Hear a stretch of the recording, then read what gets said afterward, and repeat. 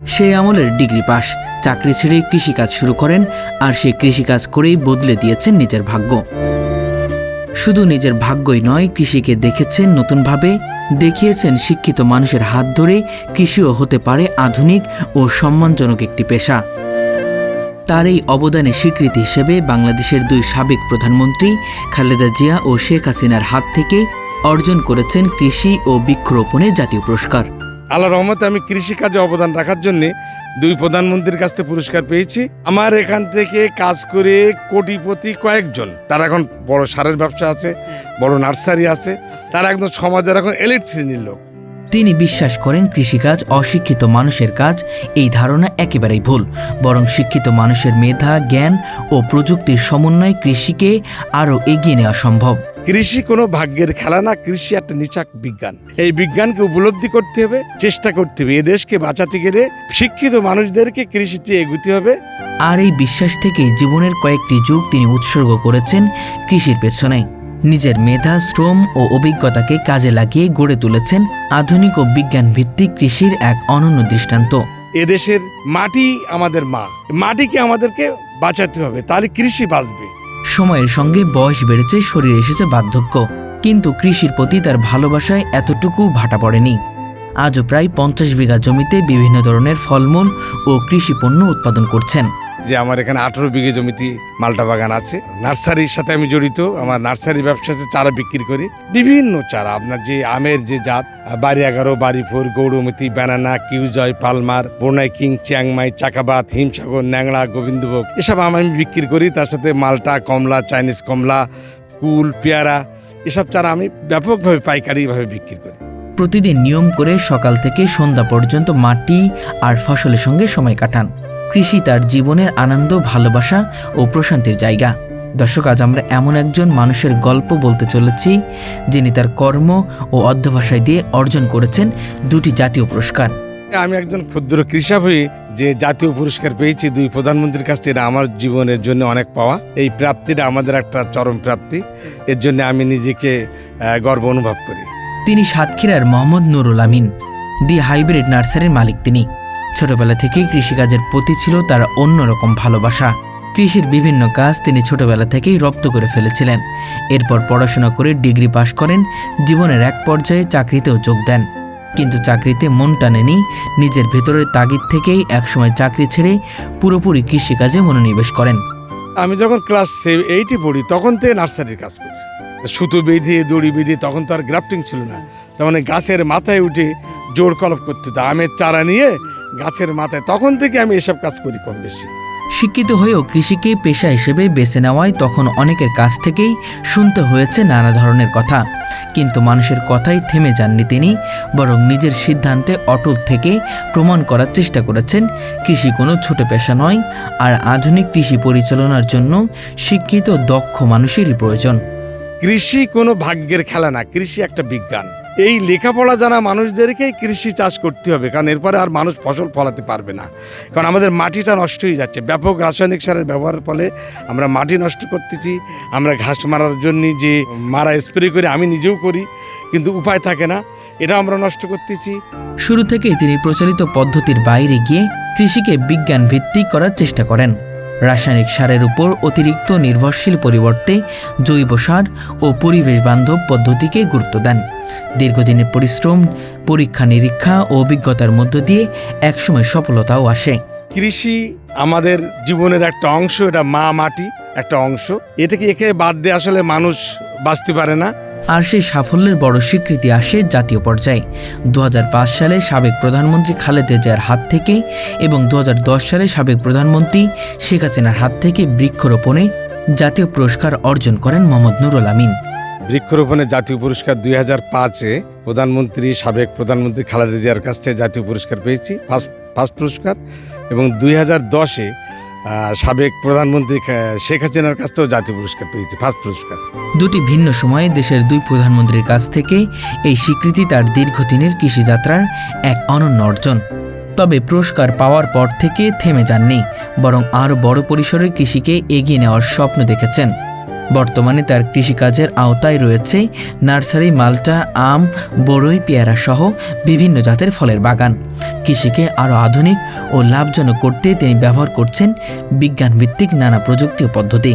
কৃষির সাথে জড়াই থেকে আমার খুব ভালো লাগে এবং এই কৃষিকে আরও প্রসার ঘটানোর জন্য আমি জৈব সারের ব্যবসা করি, ট্রাইকো কম্পোস্ট বানাই এবং নিজে বিক্রি করি এবং আমার নিজের খেতে দেই। তারপর বিভিন্ন জাত সম্প্রসারণের জন্য আমি কাজ করি। এই যে বিভিন্ন আম আছে, তারপর মালটা, কমলা, তারপর পেয়ারা, কুল, এর চারাগুলো আমি পাইকারিভাবে দেই, বিভিন্ন জায়গায় দেই, অনলাইনেও বিক্রি করি। এগুলো আমার ভালো লাগে। তার কাছ থেকে আধুনিক কৃষিকাজের জ্ঞান ও অভিজ্ঞতা নিয়ে অনেকে নিজেদের জীবনের পরিবর্তন এনেছে। শুধু কৃষিকাজ শেখানো নয়, কর্মসংস্থানের সুযোগও তৈরি করেছেন তিনি। তার সঙ্গে কাজ করে এবং তার কাছ থেকে কাজ শিখে 500-এর বেশি মানুষ নিজেদের কর্মজীবন গড়ে তুলেছেন। তাদের অনেকেই আজ প্রতিষ্ঠিত, স্বাবলম্বী এবং আর্থিকভাবে সচ্ছল। আমার এখানে বহু লোক ছোটবেলার থেকে কাজ করে, আমার 500-র অধিক লোক আমার এখানে কাজ করে তারা কর্মসংস্থান খুঁজে পেয়েছে এবং বিভিন্ন জায়গায় তারা চাকরি করে এবং বিভিন্ন ফার্মে তারা কাজ করে এবং অনেক লোক তারা অনেক বড় বড় মালিক মহাজন হয়ে গেছে, তারা এখন কোটি কোটি টাকার ব্যবসাও করে। বেকারত্ব দূর করতেও কৃষিকে একটি বড় সম্ভাবনার ক্ষেত্র হিসেবে দেখেন তিনি। তার বিশ্বাস, একজন শিক্ষিত তরুণ যদি জ্ঞান, প্রযুক্তি ও পরিশ্রমকে কাজে লাগিয়ে কৃষিকে এগিয়ে আসে, তাহলে শুধু নিজের কর্মসংস্থানই নয়, অন্যদের জন্য কর্মসংস্থানের সুযোগ তৈরি করতে পারবে। আজও তার স্বপ্ন থেমে নেই। জীবনের শেষ দিন পর্যন্ত কৃষিকে আরও উন্নত করা, নতুন প্রজন্মকে কৃষির প্রতি আগ্রহী করে তোলা এবং দেশের মানুষের জন্য কাজ করে যাওয়াই তার লক্ষ্য। বর্তমান বাংলাদেশে একটা বেকারত্ব বড় সমস্যা। অনেক মানুষ লেখাপড়া শিখে চাকরি বাকরি পায় না, অনেক হতাশায় ভোগে। তাদের আমি পরামর্শ দেবো, আপনারা কৃষি কাজে এগিয়ে আসেন, ক্রিয়েটিভ ধরনের কাজ করুন। আপনাদের কৃষিতে যত প্রকার সহযোগিতা লাগে, জৈব সারের ব্যাপারে, চারার ব্যাপারে কিংবা যে কোনো ব্যাপারে পরামর্শ নেবেন, আমি আপনাদের সহযোগিতা করব। আপনারা এগিয়ে আসেন, কেউ হতাশ হবেন না। জাতীয় পুরস্কার অর্জনের পরও আবারও কৃষি ও বৃক্ষরোপণে আরও বড় কিছু করার স্বপ্ন দেখেন তিনি। যে তরুণ সমাজ বেকারত্ব কিংবা নানা হতাশায়, ভবিষ্যৎ নিয়ে দুশ্চিন্তায়, তাদের জন্য মোহাম্মদ নুরুল আমিনের জীবন হতে পারে একটি বড় শিক্ষা। তার আহ্বান, শিক্ষিত হয়ে কৃষিতে আসুন, জ্ঞান ও প্রযুক্তি কাজে লাগান, নিজের ভাগ্য বদলানোর পাশাপাশি দেশের কৃষিকেও বদলে দিন। বিদেশে অনেক উন্নত দেশে ইচ্ছা মতো রাসায়নিক সার ব্যবহার করতে পারবেন না। মাটিকে বাঁচাতে হলে এই জৈব সারের ব্যবহার করতে হবে।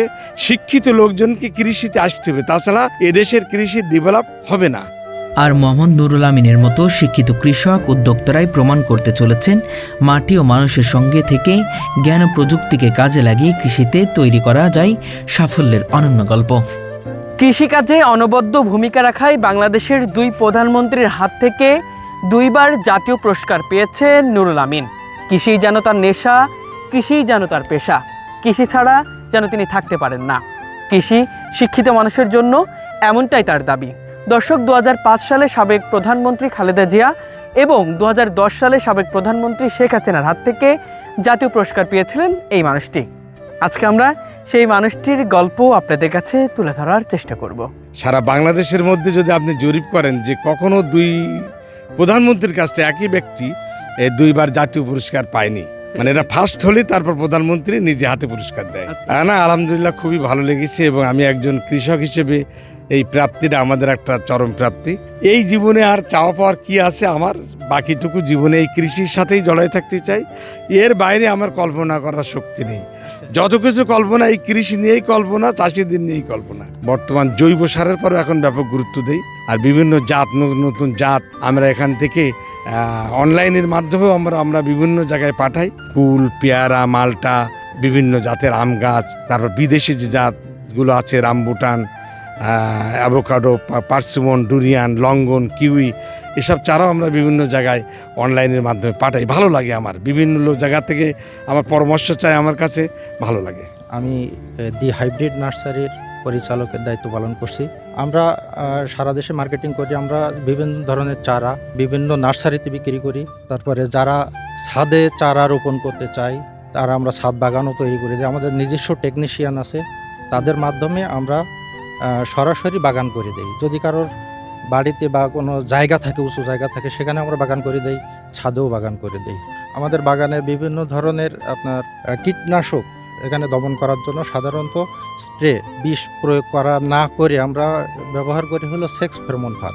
এই সেক্স ফেরোমন ফাঁদ হলো এখানে গাছে টানানো আছে, আপনারা দেখতে পাচ্ছেন এখানে বিভিন্ন বালতিতে আপনার পানি দেওয়া রয়েছে, ওই পানির ভেতরে এক ধরনের আকর্ষণীয় মেডিসিন দেওয়া রয়েছে পোকামাকড়, ওখানে ওই আকর্ষণে ওই সব পানিতে এসে পড়ে মারা যায়। সুতরাং গাছে আর স্প্রে ব্যবহার করার প্রয়োজন হয় না। আর আমরা ফলের সময় যখন আমরা সারা দেশে মার্কেটিং করি সেই সময় হলো আমরা হট ওয়াটার ট্রিটমেন্ট করে আম দিই, ফলে আমে কোনো ব্যাকটেরিয়া থাকে না, কোনো জীবাণু থাকে না, যার কারণে আম অনেকটা খেতে সুস্বাদু এবং পোকা হয় না, আমাদের আমে পোকা হয় না এবং পচন হয় না এই হট ওয়াটার ট্রিটমেন্ট করার কারণে।